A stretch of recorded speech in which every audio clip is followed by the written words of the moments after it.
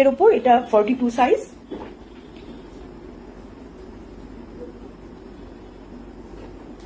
এই পাঞ্জাবিটার কিন্তু নিচের দিকে, নিচের পোর্শনে কিন্তু ডিজাইনটা আছে, ডায়াগনালি এই ডিজাইনটা আমি বানিয়েছি।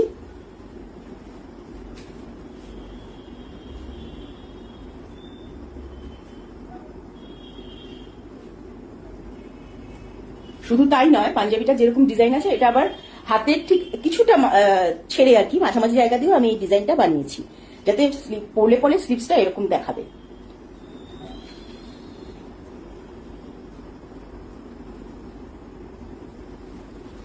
পরলে পরে ঠিক এরকম দেখাবে।